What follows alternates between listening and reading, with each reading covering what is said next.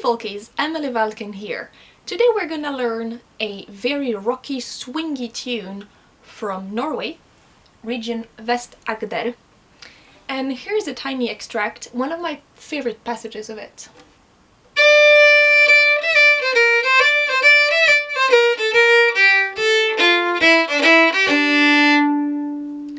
And just to open your appetite a little bit more, we're gonna learn this tune, but I'm also gonna talk about how I found information about this tune, because it's really interesting. It led me through a rabbit hole of the best nerdiness possible, led me to meet new people, including a very nice composer, and I think it's really interesting.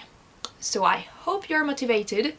Stick around for learning this tune and more about Norwegian traditional music.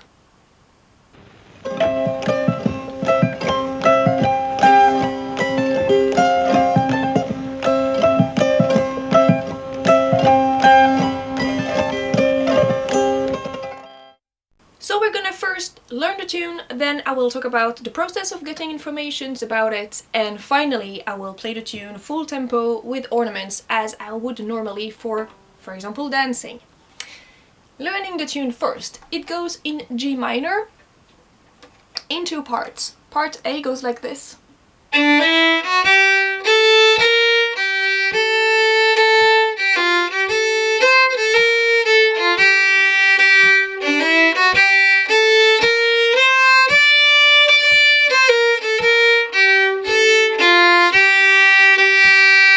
A little bit slower.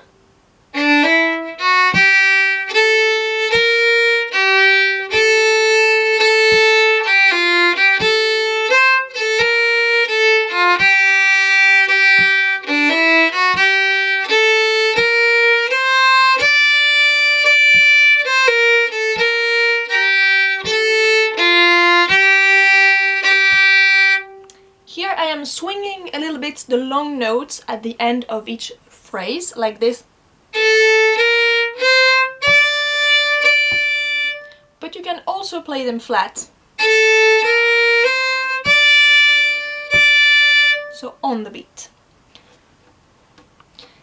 Then when you play the A part 2 times, as we usually do in folk music, the second time you can add a little decoration at the end of the part. So the first time you play,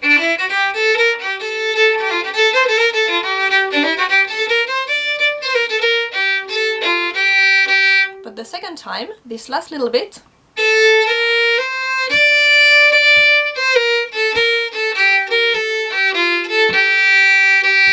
it's a bonus. You don't have to play it, but it's a nice little decoration. Let's go through it a bit slower.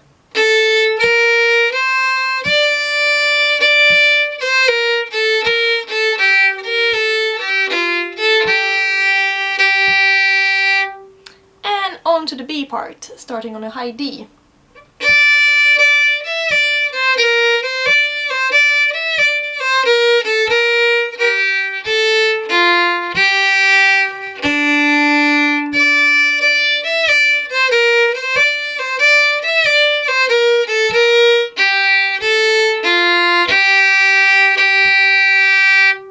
Here a little note, two actually little notes. First one, you can use open string for the E, but it has a tendency to explode a little bit because it's the only note of this melody that would be on the E string, and also it is an open string and it's the E, so it has a tendency to whistle, or even if it doesn't, it will kind of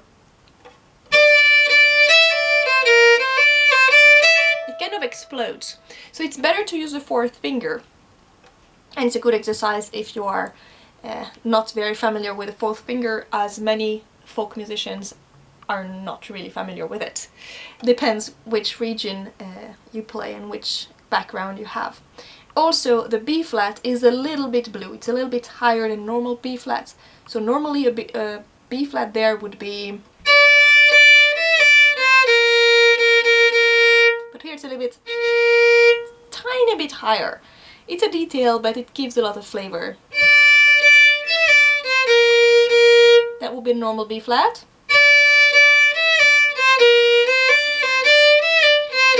It's a little bit higher. And then again at the end of the sentences or phrases you can swing or not your long notes. Or...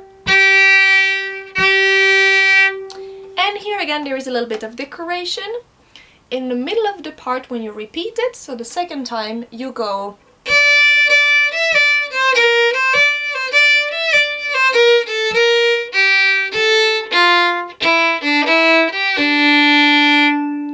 E, D, E, G, E, D. It's a very tiny thing, but it adds so much more to the tune.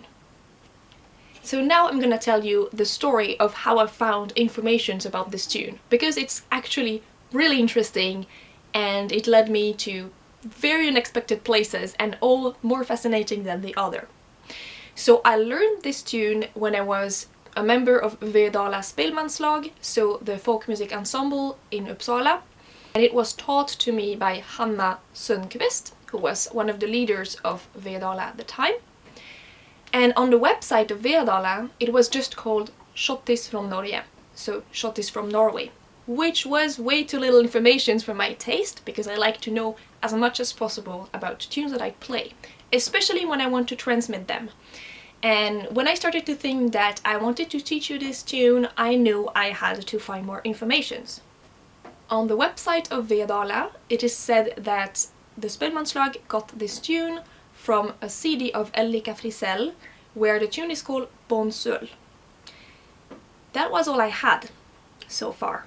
So I wrote to Ellika Frisell to ask more information about the tune. And as she's a very busy musician, she couldn't answer right away. She did answer later on, very nicely and with lots of infos, but by that time I had already found lots of stuff. So thank you, Ellika, for your help anyways. It was really nice also to have contact with her. But before she answered, I was still very curious to get information about the tune, so I decided to try to find her CD and see if I could listen to that tune, at least get another name, a more like long and informative name for it. So I found the CD that she had recorded the tune on. It's called Tok Polska and it's from '98. Sadly, I couldn't listen to any extract of it because it's a bit of an old CD. But I found that the tune was called Bånsull etter Trygve Eftestøl. Yes, first informations. So I researched Trygve Eftestøl, and I did not find much except for one master thesis written last year in 2020 by Lisa Haugeland. And this was a blast, because Lisa has got into very nerdy details to analyze the playing of Trygve Eftestøl, who was one of the last spelmen in the tradition of Gamal, so the old way of playing. And she analyzed the ornaments, the way of holding the bow, the blue notes, where they were and how blue they were, and the repertoire, and many things. If you are interested in Norwegian traditional music, you should definitely check this thesis. It is free to read online or to download. I will link into the description, and really go and check it. It is in Norwegian, but even if you don't speak Norwegian, you can translate just bits and look at some of the graphs and you will learn tons. I promise, it's so nerdy and fascinating. So I was really glad to find all these informations about Trygve Eftestøl, so many informations about who he was, his life and his playing especially. However, in all the tunes that Lisa analyzed, there was not my Bånsull that I was after. So I wrote to Lisa, and she happens to be of my generation and to be on the internet. She has a website and she's a folk musician playing recorder and fiddle. I highly recommend checking her music, link in the description again. And she was a very nice person, and she answered me very quickly with lots of nerd informations, but she didn't know about my tune. But she did something great. She put me in contact with Sverre Eftestøl, who is Trygve's son. And he was a sweetheart as well. He answered with lots of informations, and he did not even give me permission to use some old photos of his father, but he even sent me the original recording of this tune, taken in 1979. Here is an extract.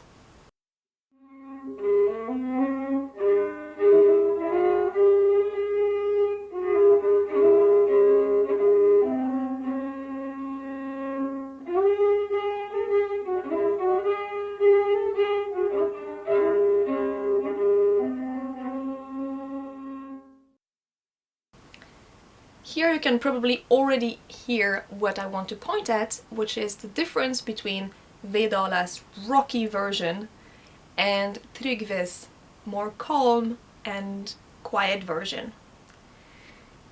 The tune is called a Bånsull, which is in principle a lullaby.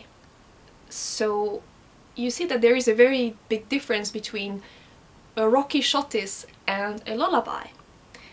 And that's what's magic about folk music. You can have a tune that is played in completely different ways by different persons, and it makes the music ever evolving, always interesting and so varied. You never know if one person talks about a tune exactly what they mean, and the only way to communicate exactly what you mean is to play. That's one of the main reasons why I'm always telling people, be open-minded about different versions of tunes. They are more rich repertoire for you. They are not just fights to have, they are more like more tools in your toolbox again. Also, that's why it's very important to always learn from recordings or videos, but audio material and not just sheet music, because those two versions of the same tune, if they would be written down, they would be the same pretty much. But you would not know that you can play them in so different ways. Maybe you would play them in a third way, and that would also be nice. But it's so great to have so many possibilities to choose from, or to develop your own according to your own taste in playing. And what I really want to encourage you to do is to be nerdy about stuff. Not just be happy with a tune that has a very simple name and that you don't know where it comes from. You want to know where it comes from, but even more than that, you want to know who recorded it. Maybe there are several persons who did that, with each of them bringing their own style and idea about this tune, how it was the case for this Bånsull for me. And what is perhaps even greater is that along the way of researching nerdy stuff and writing to musicians and exchanging informations and recordings and everything, you might meet incredible people. You might meet other nerds who love this little nerdy point, who are passionate about similar things than you are, and then you can talk with them, you can exchange, you can learn from each other, and you can discover a composer. Sverre is a composer and a player of piano and organ, and he's in between classical music and folk music, and he does an amazing job. Lisa is a contemporary player and she plays recorders, and she's a very nice person. And Ellika, whom I already knew, but still she's a very, very nice musician who has done so many incredible projects across the years. You can get in touch with such people and you can exchange nerdily with them. And especially in times like right now, when we cannot just randomly meet someone jamming into a festival or something, we need to kind of reach out to people to find these other nerds. And researching about a tune or a specific ornament or playing or repertoire is one of the ways to find them. So I highly encourage you to just be nerdy. You just need your computer and internet and search for stuff, and don't be afraid with different languages. I don't speak Norwegian. I kind of manage with my Swedish and it doesn't matter. It's a bit messy, but it's full of heart and full of fire and passion for this music that we really love. So I want to really thank Lisa, Sverre and Ellika for all their help in this process. It was super interesting and I end up being so much richer. I still have a lot to read about Trygve Eftestøl's playing, and I'm so extremely thankful and warm in my heart because of them. So thank you. And now let's play the entire tune at tempo, how I learned and played it with Vedala, which is a schottis or reinlender, with ornaments and all.